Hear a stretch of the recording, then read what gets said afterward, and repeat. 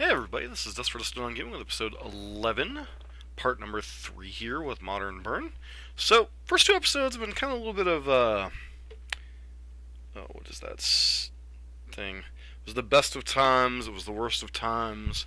The first two matchups, absolute breeze. I think we lost one game of the four. Last two matchups, Humans and Mono Red Phoenix. So... Humans is not a good matchup right now, I don't think, the way they're currently constructed with the sideboard Oriok champions and such. And Phoenix illustrates a point I'm going to talk about here in a brief deck tech before we get to the fifth and final match. But as a friendly reminder, if you like what you're seeing on the channel, please consider subscribing, giving us a thumbs up, and leaving a constructive comment down below.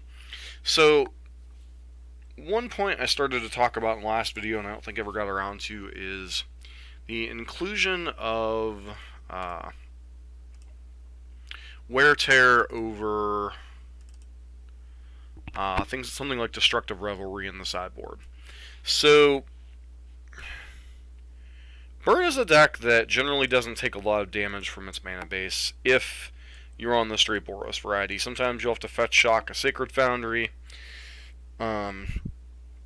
Sometimes that costs you in matchups like against the Mono Red Phoenix deck in game number 2. It may have potentially cost us a turn to top deck another spell because we fetched shock down to 17, got hit by 2 Phoenixes to 11, 2 Phoenixes to 5. We had our opponent to 5, then to 2, and then we top deck a Searing Blaze with no land. So sometimes the extra damage you take from the mana base is important, especially against other aggro decks. So that is something to consider when you're doing the Destructive Revelry splash for like one copy of Stomping Ground in this list, as opposed to, say, an Inspiring Vantage or in their fetch land or whatever. So, one thing you have to ask yourself if you're playing Destructive Revelry over Wear Tear is how aggressive is your meta? The second question is how much... in particular, the two decks that I'm thinking of are Green-Black Rock and Blue-White X control decks, which like to have a lot of Field of Ruins. And some of the games can go, especially against the control decks, can go to the mid-late game, and they try to deny you access to white, so you have more access. And if you're, doing the green splash, and for whatever reason you're bringing in Destructive Revelry or whatever against them, like Slaw Leyline or something, that extra bit of stretching your mana base is kind of a strike against Wear Tear or not against Destructive Revelry or Cindervines. So that's kind of the two factors to consider about playing Wear Tear over Destructive Revelry if you want an artifact and enchantment destruction, is the fact that, and you can also run, if you're just worried specifically about artifacts, you can just run Smash and not worry about having enchantment destruction, which the only enchantment you're truly worried about is Leyline, and the card sees some play. I'm not going to sit here and say there's none at all. Like, I personally have lost to Leyline Sanctity in a bigger tournament lately, but it's pretty much the difference between the green splash for Destructive Revelry and running Wear Tears or like Smashes in your sideboard is just, is your meta more aggressive? Things like humans or spirits or any of those kind of things where you're racing them, or even something like Valakut. It can come up if you have to do an extra shock because you're like only lands like a Stomping Ground in addition to like a Mountain or Inspiring Vantage. So the less painful your mana base, the better you are in racing situations. Sometimes, like if you have a lot of Word Prison or Bogles or whatever, it might be worth having that extra little bit of damage, Hardened Scales, etc. So, all depends on what your meta is, whether you want the green splash or not. I generally gravitate towards the painless variety or the less painful variety in the mana base, but that's just my personal preference. I'll still test with Cindervines and such from time to time to see how I like about it, Destructive Revelry, etc. But that's the reason for the Wear Tears over some of the other options. Direfleet Daredevil, still very inconclusive. I think Core Firewalker is probably the better sideboard card overall, but Black Green X is a thing. Does have utility in the burn matchups, does have utility against Mono Red Phoenix and such, but a lot of those matchups are so fast that I'm beginning to wonder if having essentially a 3-mana card in your deck is good enough in those matchups. So, anywho, let's get on to the 5th and final match. Hopefully we can take it down and get the 3-2. If not, we lose all of our entry fee and no pity chest, as Jan Chivik likes to call it here on the channel. But, I mean, we started out hot. We beat Hardened Scales and War Prison. No, sorry, not even War Prison. It was just straight up Lantern Control. And then ran into a rough spot against humans. And then the Mono Red Phoenix list that we played against, I should have won game 1 if I had been more aggressive with my spells. And then game 2 just came down into a top deck situation and we kind of missed. And they kept a really good hand that missed a land drop. And as soon as they found that land drop, the game was kind of off to the races. So,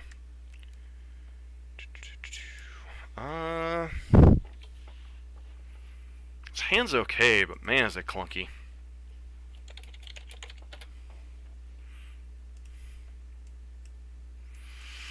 One of the downsides to putting Skewer the Critics in your deck is hands like this, where you're basically playing with a bunch of 2 and 3 drops. Phoenix. Nope. A Shadow, perhaps? Yep, definitely feels like a Death Shadow opening. We'll probably take Eidolon here, because it's the most problematic card for them. This is a reasonable matchup, but... and I take Lava Spike. Interesting.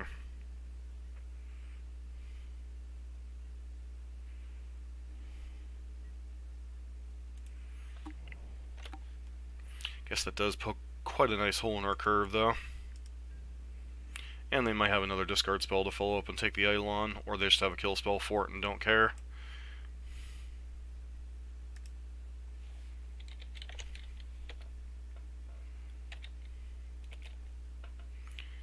Feels like Death Shadow. Could be wrong, though.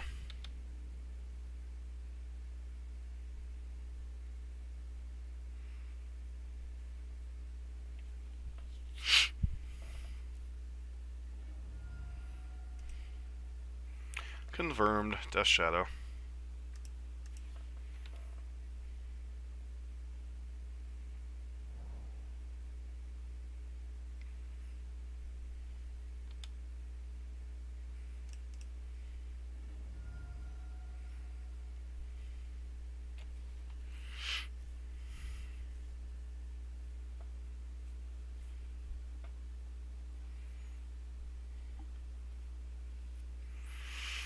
So now we have an interesting situation of, do we play Eidolon next turn, or do we do something else?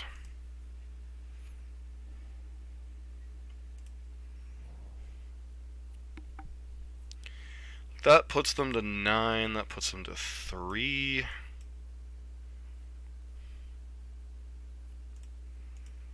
It's very hard for them to kill us too terribly quickly. Especially since they'll need at least a turn of setup here. Presuming you have the Fatal Push, right?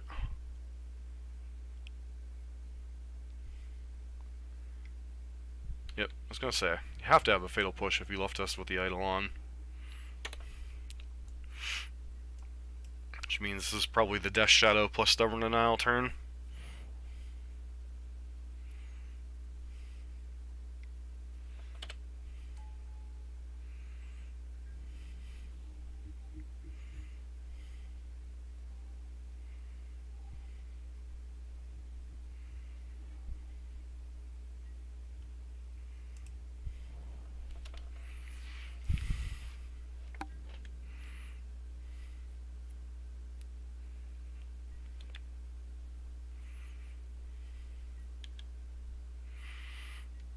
Play a game of chicken, my friend.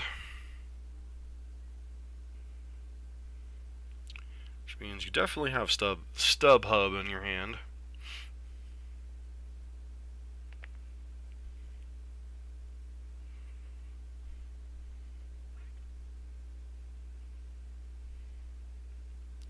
To my knowledge, I think they know all of the actual spells in my hand, because we've ripped some lands in the in between here.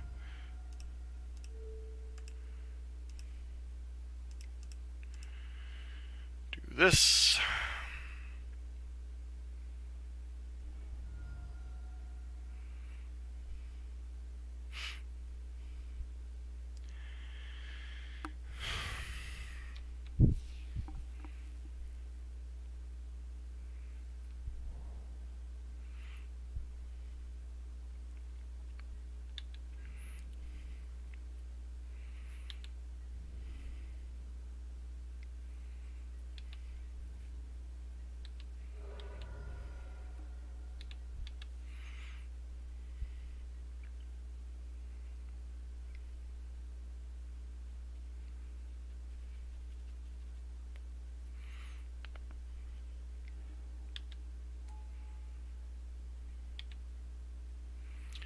Definitely repping StubHub hard here.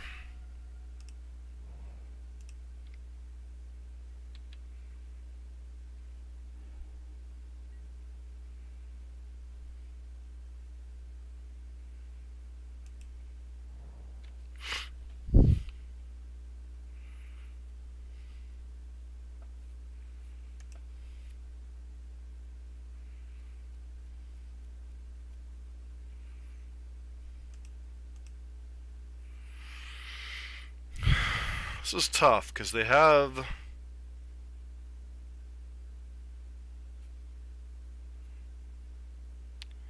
This really sucks because if they actually have Stubborn Denial, they're still alive here.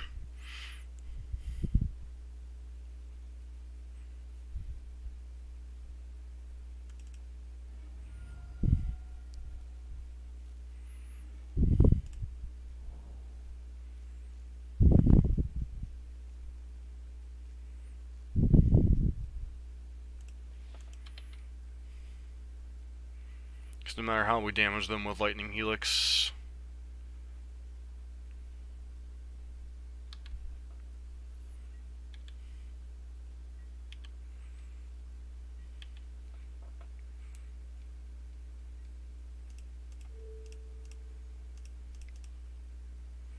if you have it, you have it.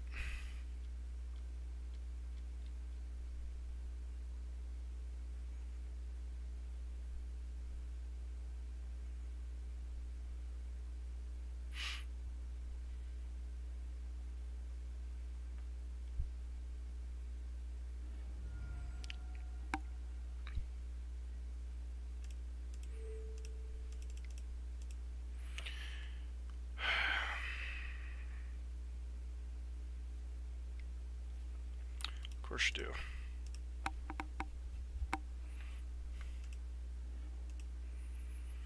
Alright, so Death Shadow. Definitely want those. Searing Bloods out of my. Not Skewer the Critics, I want these Searing Blazes out of my deck. Bring in the Exquisite Firecrafts. Lavamancer can go out. Copy of Skewer the Critics can go out. Bring in Dire Fleet because they have enough spells to flash back, especially Fatal Pushes and such. Could bring in Skullcracks, especially on the play.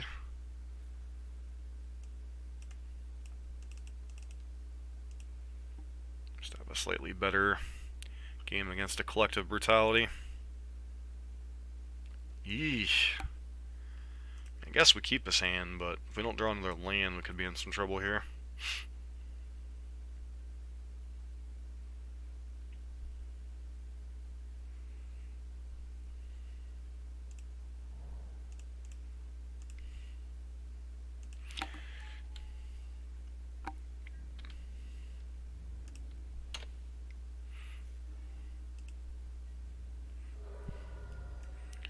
Got a big old stubby D.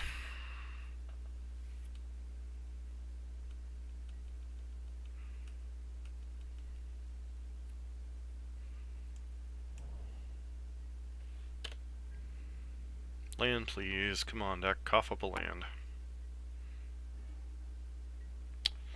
That is not a land. Looks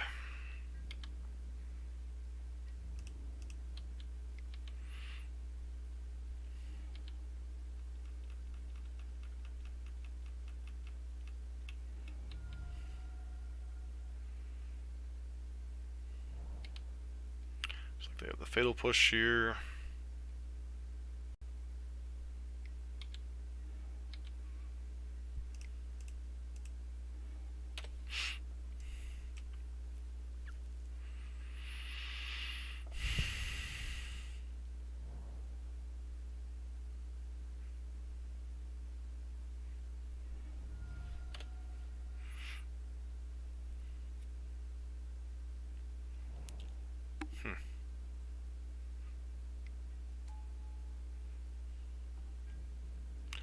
It's not exactly a card I would expect to leave in against me.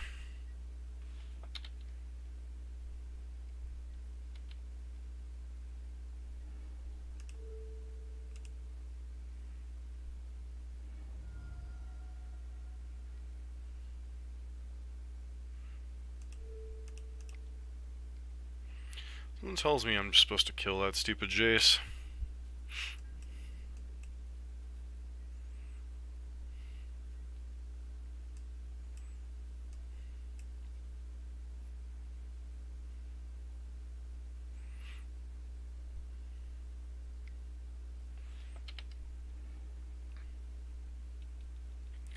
So we're gonna get to flip it here. Here comes a Delve threat. Which means if we don't ripple land this turn, the game's over.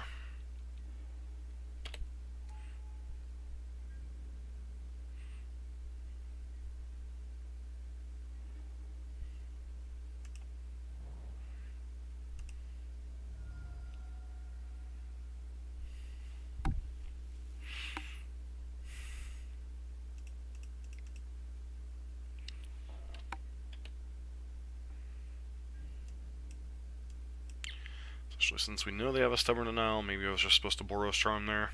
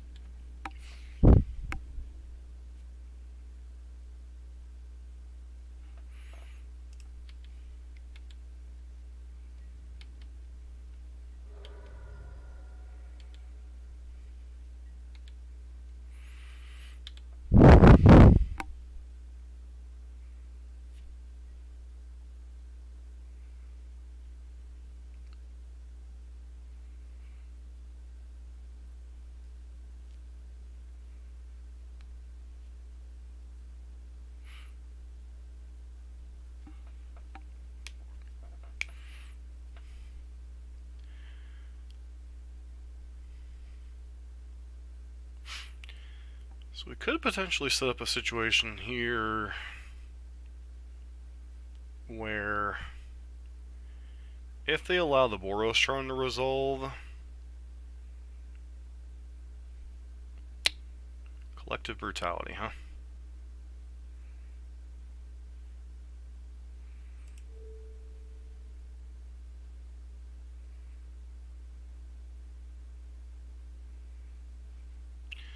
they'll put us to 9, that'll put us to 7.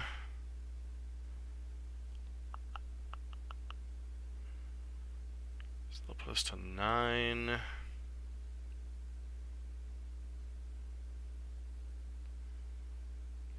puts them to 7. Puts them to 5.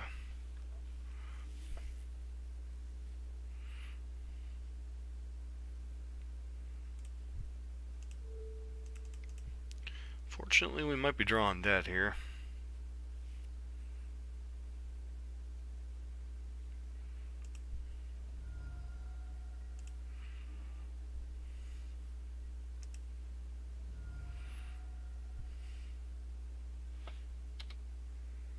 Yep, they go to 4. I was doing the math incorrectly.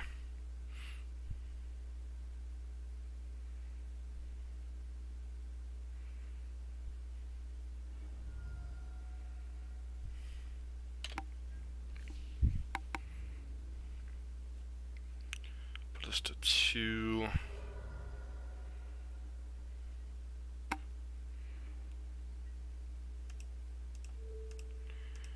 And Boros charm you.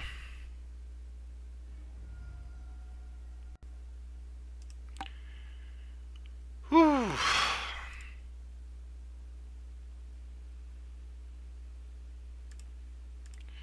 That was close. Fortunately, without more copies of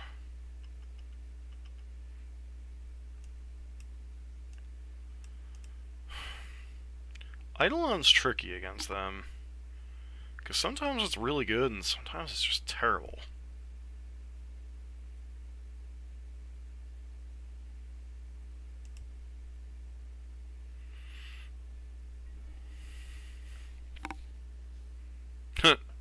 Great hand if we didn't have no lands. The hand's okay, it's not like stellar or anything here.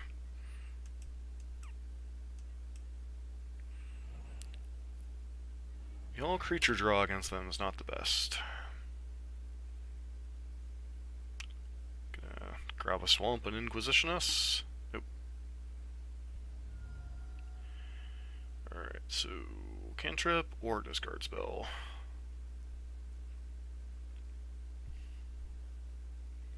Can't really punch a hole in the terrible hand.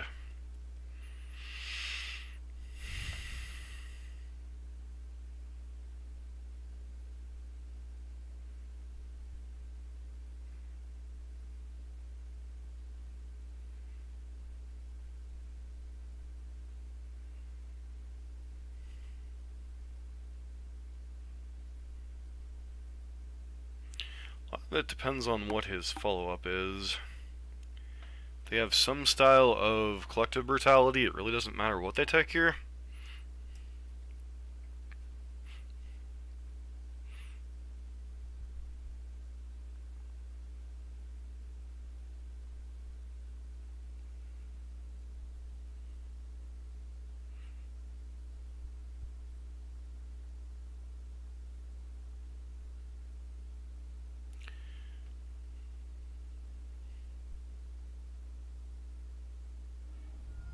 Take a Goblin God. Interesting.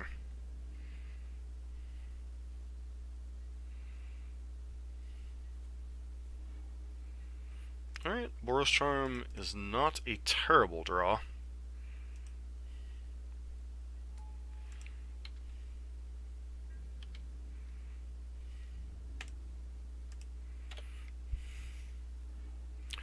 Their Thoughtseize. Alright.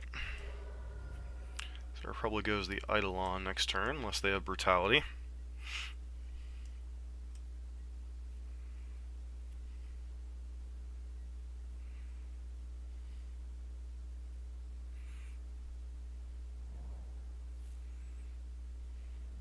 Yeah, this feels like a Brutality. Nope, just a Thoughtseize. Alright. Guess that means they'll be able to deploy a Shadow, which is kind of annoying.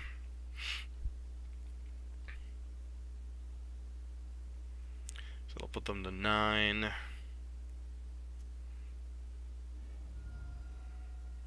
Take Boros Charm. say that probably means a Death Shadow.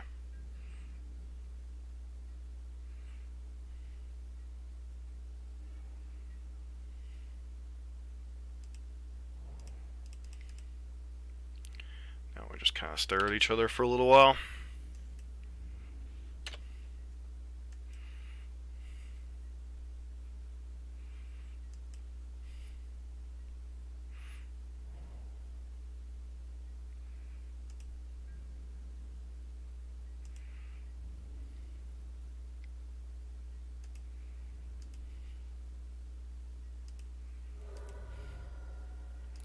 Puts us in one-shot range for TBR next turn. Never mind, they just have another Death Shadow here.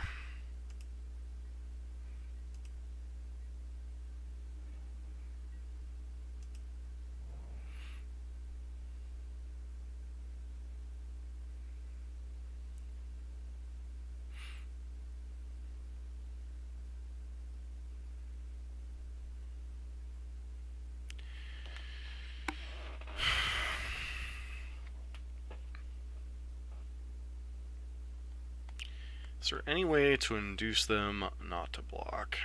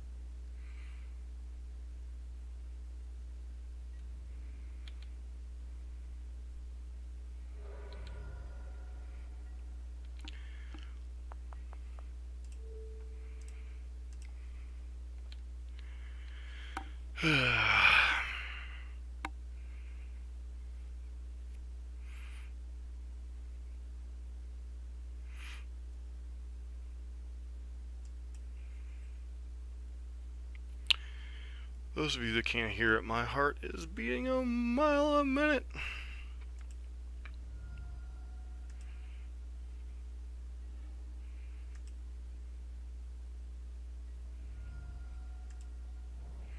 So 1, 2. Make sure I don't die to bolt here.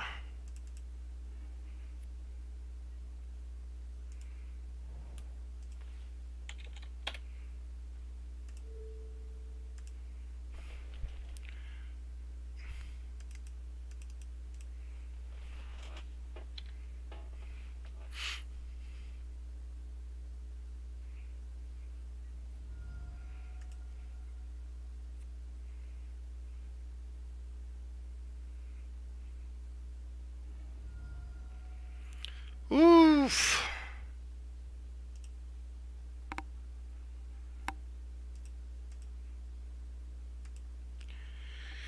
Man, that was too close for comfort. I think Death Shadow might be the most, it might be the most intricate matchup to play with Burn, both from the Death Shadow side and from the Burn side. And for those of you who wonder why I have Exquisite Firecraft in my deck, that's why I have Exquisite Firecraft in my deck. Or in my sideboard. I hate losing to Death Shadow and I hate losing to Control, so having a card that basically says, you top deck this, sit there at 4 life, the game's over, so. It's possible any burn spell would have done it there. I don't know if they had like another like another stubborn denial in hand, but whew, talk about a roller coaster of a league, man. Start out 2-0, drop the next two, win a close one against Shadow. Man. Anyways, this has been Dust for Dust on Gaming with episode 11, part number 3. Don't forget to like, comment, and subscribe.